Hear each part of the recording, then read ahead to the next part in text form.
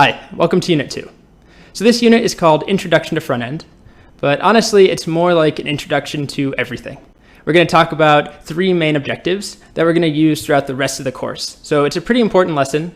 We're not actually going to write a lot of code. You'll be seeing code, but you're not going to write much of your own until the next unit.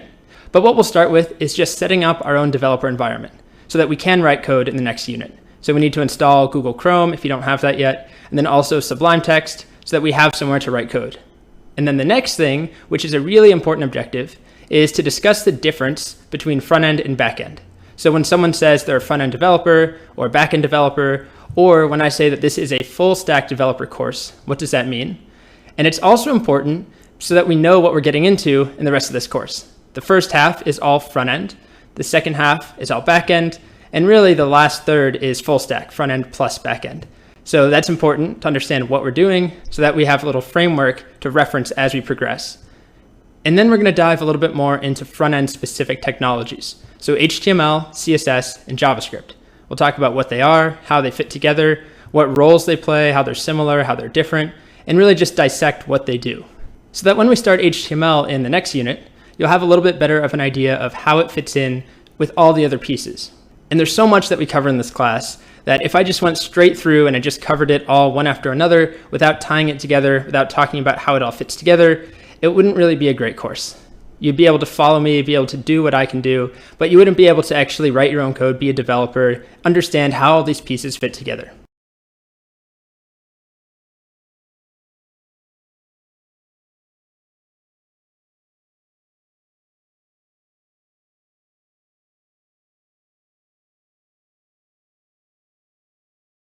So in this video, we're going to learn about two tools that we're going to use for the rest of this course.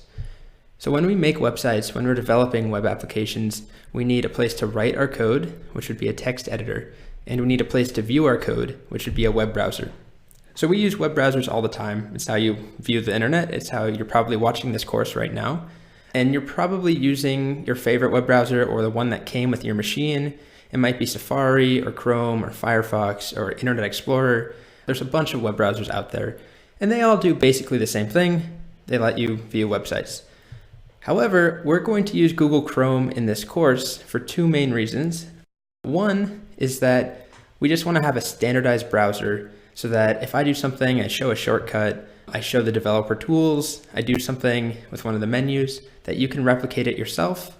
And the other reason is that Google Chrome is used by a lot of developers. So as I mentioned, you can use any of the browsers, but generally most developers are using Google Chrome or Mozilla Firefox.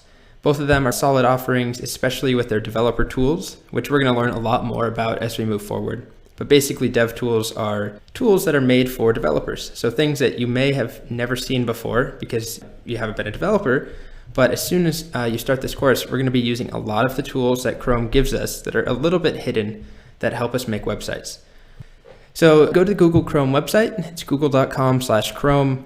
It's in the description as well. And download the version for your computer. So for me, that's going to be a Mac. For some of you, that might be a PC. You can click on download another platform and choose the correct platform. Download that and drag it somewhere or install it in a folder that you'll know how to find it again. I would personally recommend using Chrome a lot if you're not used to it. Use it to do your regular internet browsing. Try and make the browser that you develop in the same browser that you actually use to browse the web. There's no reason to use Safari for some things and Chrome for others. The other tool that we need is a text editor. So this is a really important tool. It's where we're going to write our code. Technically, we could use any text editor out there. So you could write code in Microsoft Word. You could do it in a Google Doc. You could do it in a $500 professional code editor. There's all sorts of different platforms. And honestly, every developer has his or her own opinions and his or her own setup that they swear by. Personally, I prefer teaching with Sublime Text, which is a free text editor. Well, it has a free trial that goes on forever. I definitely recommend paying for it if you end up doing this professionally, but the point of the trial is that anyone can use it. It's an open platform that has lots and lots of people using it, and as I mentioned, it's free. So sublimetext.com and click on download here. We're going to do version 2. There's also Sublime Text 3. Which is in beta. It's been in beta for a really long time. It's pretty stable. So if you want to use Sublime Text 3, go ahead. Great, so we'll go ahead and download this, click on the correct version, get that downloading, and those two tools are going to be really, really important.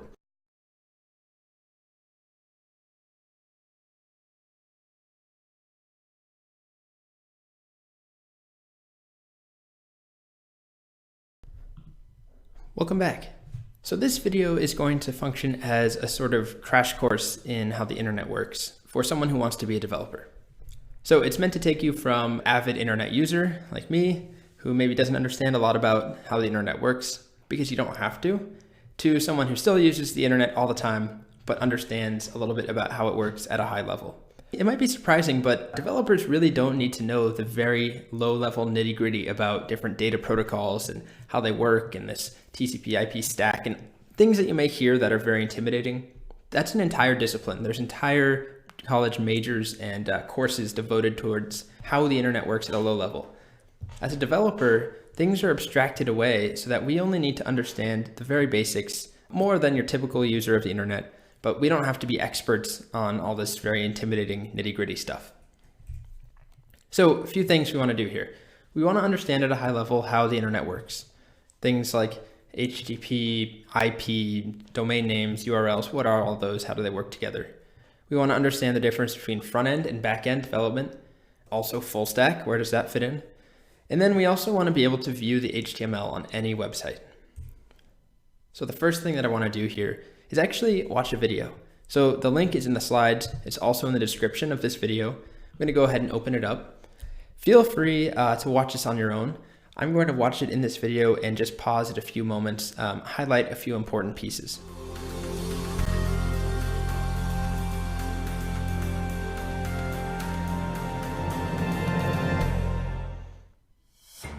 Have you ever wondered what happens when someone in England visits the World Science Festival's webpage? First, their computer needs to ask the World Science Festival server for a copy of that webpage. The computer sticks this request into a virtual envelope called a packet, wrapped with specific information about that request, including the World Science Festival's IP address. The computer sends this packet out of the house and below the street via large underground copper wires. It passes through small regional networks before ending up here at Telehouse North in London. Telehouse North is England's main internet hub. The IP address on this packet tells the hub that the World Science Festival server is actually in Los Angeles. The first thing I want to just highlight there, the user in this case went to a website, World Science Festival website, or typed that in and then hit enter. And all of this is happening before the user sees anything. The idea is that a user is asking for a website or requesting it, and that's what it's called. It's an HTTP request. So when I opened up this video, youtube.com/this URL, when I hit enter, I'm asking for the contents of this page. And that has to go all the way to YouTube somewhere, and they have to send it all the way back to me. So far, we're still just getting the request to the right place. So Telehouse North sends the packet out as light across the Atlantic, over fiber optic cables buried deep beneath the ocean. The packet ends up here, 60 Hudson Street, New York City, the largest internet hub on the East Coast. This hub sends the packet through a series of regional networks connecting New York to Los Angeles, where the World Science Festival server resides. The server reads the request and gets ready to send the web page to England. But web pages made up of images and text are too large to send as a single packet of data. So how do we get it back to England? So at this point, the request has made it all the way to the correct server, and it's told it, I'm looking for this page. And so now everything is on the return journey, going from the server all the way back to the computer that asked for this specific page. Group of 5,000 tourists visiting New York City in a single gigantic tour bus. They are way up in Harlem, but they want to visit the Statue of Liberty before it closes. But it's rush hour on a Friday. There's no way that giant bus is going to fit through those crazy congested streets. So they decide to get off the bus and spread out. Some take the subway, some take cabs, a few rent bikes, and some even take kayaks down the Hudson River. How they get there doesn't matter, as long as they get there on time. Likewise, for the internet to work efficiently, this web page is pulverized into thousands of tiny packets of data, each one wrapped with all of the information it needs to rebuild itself in England. The packets are sent to LA's One Wilshire hub, which checks the traffic report before sending them off. Through miles and miles of land they travel, checking in through different hubs. Like our New York City tourists, those packets don't care how they get there, as long as they get there as fast as possible. Most of them will go through 60 Hudson in New York, where they are redirected back to England as light, riding a fiber of glass as thick as a silver dollar. Then back on copper wire through regional British networks until all the packets reach their destination and this epic journey, it all happens in about a second, along with trillions upon trillions of similar journeys that happen each and every day on this remarkable, easy to take for granted network of networks we call the internet. So hopefully you found that video fascinating. It certainly blows my mind, even, to someone who does this a lot and who uses the internet a lot, makes websites, makes applications. It's still so amazing, the process that happens behind the scenes, just for every single page that loads. Just to reiterate, let's take this example of when I go to this URL, udemy.com/courses, and I hit enter. Remember, I'm asking for something and I'm getting something back. I'm requesting something and the server is responding. And there's a lot of stuff that happens in between, but that's the core concept. So the very first step that happens, and actually before I start there, I want to let you know, this is not something you need to memorize. This is purely conceptual stuff that is nice to know, but you can always come back, you can look this up, you can rewatch this video. The one thing I really want you to memorize and to be confident in is this idea of requests and responses, asking for data and a server giving you that data, and then your browser displaying it. So this step here, when I go to a URL, I hit enter. The first thing that happens is my computer needs to know the exact address to send a request to, which is just like when you send a letter, you need to have a unique address. No home has the same address as another home. They might look the same, but they're in a different city or a different zip code or a different country. They are unique. So we need that address so that our request goes to the right place. So this thing called a DNS, it takes that domain name, udemy.com, and it translates it into this IP address, which is a string of numbers and dots. This is the unique identifier. Once we have that, then we actually send a letter. It's when we actually make the request. So in this case, when I hit enter, I am figuring out, or my computer's figuring out, what is www.udemy.com's IP address. Okay, we have the IP address. Now let's send a request asking for the courses page. So we make a request with an HTTP request. We'll talk a lot more about what that is and what they look like. And remember, it's not just one way direct shot there. Basically, the request bounces around from server to server until we get to the server we're looking for. So when we get to the server, the first part is that the server is going to figure out, what am I asking for? Am I asking for the home page? I'm asking for /courses page. Am I asking for the sign up page? The become an instructor page? There's all sorts of different pieces here that I could be asking for, and they're all different. So the server's job is to figure out what to send back. When we do backend development, that will be your job, figuring out what content to send back. So then the server often interacts with the database, it pulls out information, and it makes a combination of HTML, JavaScript, and CSS. So then our server responds back. It sends us this combination of HTML, CSS, and JavaScript. It's a bunch of code. It's not very readable for humans. And our browser steps in and it turns it into this. It's the whole job of our browser. It takes that information and it makes it easy to understand for humans. So this process happens on every single page you visit, and you can actually see the underlying HTML and CSS on any page, and JavaScript. So there's a few ways of doing it. In Chrome, and this is why we're all using Chrome, you can go, let's go to this page here. I can right click and click View Page Source, and it opens up a new window that actually contains all of the HTML, CSS, and JavaScript that is the underlying source for this page.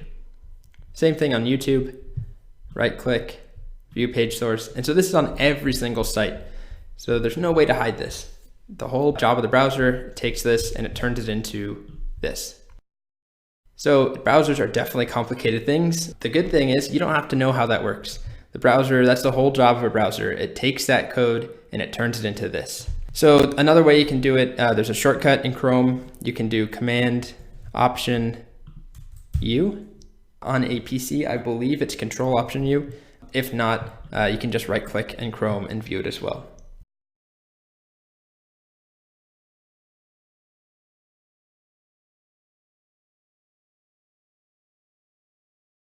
Welcome back. So in this video, we're going to focus on the front end. We're going to learn about HTML, CSS, and JavaScript on a high level. We're not going to actually write any code yet, but we will be seeing code for the first time.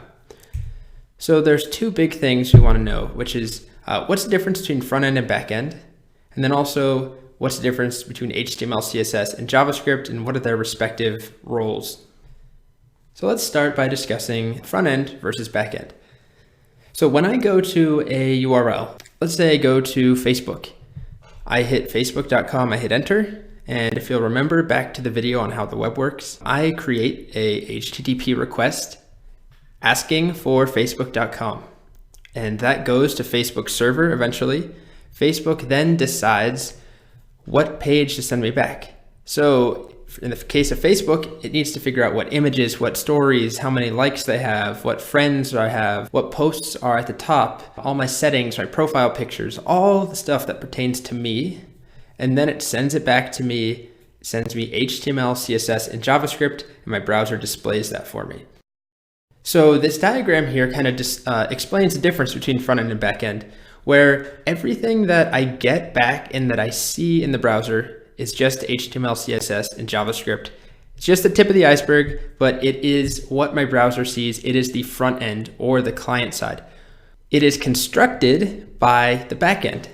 Everything else that happens, all the logic, figuring out if I'm logged in, figuring out who my friends are, what photos I have, what posts I've posted, how many likes they have, all of that comes from the back end or the server side logic. So you can see there's a lot more here. The technologies, there's so many choices. On the front end, there's not. It's always HTML, CSS, and JavaScript. On the back end, you've got different languages like Python, PHP, Ruby, JavaScript actually, which is what we're going to use. There's different databases. You've got Postgres and Mongo and CouchDB and MySQL and SQLite. And there's so many choices. So it's a little intimidating. We're going to definitely talk a lot more about the back end when we get to that unit. But for now, just remember that the back end is what constructs the HTML and the CSS that is sent back. So let's take an example here. One of my favorite restaurants in San Francisco is called Lazy Bear. Here's the restaurant page. This page is always the same. I mean, it could be changed, but in order for it to be changed, the developer has to go into the HTML and manually change it. So basically, I refresh the page every time. I get the same homepage. I get the same frequently asked questions, the same contact us page. That's not a bad thing, but it doesn't need to change. It's just a restaurant web page. However, the Yelp page for Lazy Bear is dynamic. It does change. So anytime a new review is written, it's going to show up here. Every time, and let's say in this case, let's rate it 5 stars. I write a review. Well, Yelp will probably reject my review, but if I wrote a review, it would show up here. Things are dynamic. They're happening at all times. So I could say, oh, that was a useful review. That was a funny review. And those votes that I've added are stored in a database. Something is happening. I'm interacting with this and it is persisting. So if I refresh the page, now it's different. Not very different, but whereas before I didn't think this was funny, now it remembers I thought it was funny. So basically the point is when I go to this page, I ask for this URL, Yelp doesn't just always send the exact same thing back. It's going to figure out, okay, is the user logged in? If so, we want to put his profile picture up here. Has he voted on anything? Yes. Okay, let's make sure that we highlight it correctly, change the color, don't let him vote again, and so on. And then it constructs HTML, CSS, and JavaScript, and it sends it back. So another example of a page that is definitely dynamic is Google News. Every time I refresh, almost every 5 minutes, something changes on here. Whether it's the weather over here, NFL scores. I mean, these are live updating. Maybe it's the news story, there's breaking news, something changes. This is very, very different every time. However, this is always the same. So again, the difference is two things. One, static page versus a dynamic page. Both of them are web pages. Both of them are HTML, CSS, and JavaScript coming back. But one is going to change based off of some sort of server-side code, something on the back end. So I also like this analogy of a restaurant. So if you imagine you go to a restaurant, you sit down, let's say you order a steak. When you order that steak, you're making a request that goes back to the kitchen. The kitchen prepares everything for you. That's sort of the back end. It decides what ingredients to get, how long to cook them, plates everything on a plate, and then a waiter or waitress comes and brings that to your table. So it's very similar. You make a request. The chef or the kitchen is the server, this part of the iceberg that is concocting everything, cooking it, putting it together, and then finally it is sent back to your table, which is you on the client side. So now let's break down those three pieces, HTML, CSS, and JavaScript. So we're going to go into a lot of detail on each of those components. They're separate sections and units, but HTML, let's start there, stands for Hypertext Markup Language. Basically, imagine that, and this is what actually happened, in the early days of the internet, there was no standardized way to send information and to send documents. So initially, the internet was used to send, to communicate between universities and colleges, and also as a military tool. So let's just say I wanted to send this to a friend. I need to say, okay, this is bolded. These are little bullet points. I've got some text and quotes around this. I need a way to break that down and describe it to send to somebody else. And the solution was HTML. So HTML it's actually the easiest thing that we're going to learn. Not to say that it's insanely easy, but it is very simple in that we just describe what we want. And what you write is what you get. So HTML is often referred to as the nouns of a web page. It's the structure. Some people say the skeleton. Basically, you say, put an image here, put a bullet point here, put a heading here, put a slightly smaller heading just below that. It allows you to describe the structure of a page. CSS, on the other hand, is how we describe the style of a page. I need HTML to use CSS. CSS on its own doesn't really do anything at all. Every single web page has HTML. Some web pages don't have CSS, some don't have JavaScript. It's not mandatory. HTML is. So CSS, cascading style sheets, we'll learn exactly where that name comes from in a little bit. Basically, it styles existing HTML. So you can say things like, make all those bullet points green, give the first image a yellow border, give the last image a big pink border with dashes through it. It's often considered the adjectives of a web page, or some people would say the skin to the HTML skeleton. And the last piece here is JavaScript.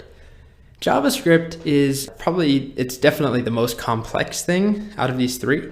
It's how we add logic and interactivity to a page.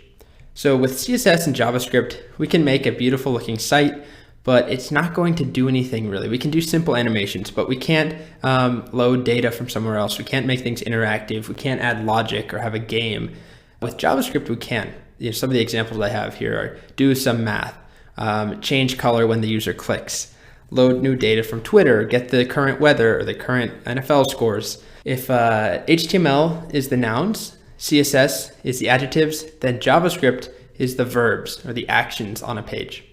So I have this all wrapped up nicely in a CodePen. So CodePen is a wonderful site. We're not going to use a whole lot, but because we haven't really started writing HTML, CSS, and JavaScript, I'm going to use this as an example. And what this does, it lets you just write simple pages in the browser. So we don't have to use Sublime Text. We just write it in the browser, and I can share it with you very easily. I have three sections, HTML, CSS, and JavaScript. Again, the code itself is not what's important here. It is the concepts. So let's take a look. And I'm going to actually get rid of my CSS. I'm going to get rid of my JavaScript. And you'll see what we're left with. Plain black and white structural material. I'm specifying my content, so these are my words, and I'm wrapping that content in specific structural elements. So an H1, and again, this is one of those times, don't worry about the specific syntax. We have so many videos ahead that are going to go into detail on each one of these. But basically, this is saying make big text right here. This is saying make a list and make an individual list item that says make me a bullet point, and another one that says make me another bullet point, and then make a button that says make me a button here, as you can see. So on its own, that is just the structure. So now let's go add our CSS back in. You can see what I'm doing here. I'm saying make the H1, which is here, make it purple.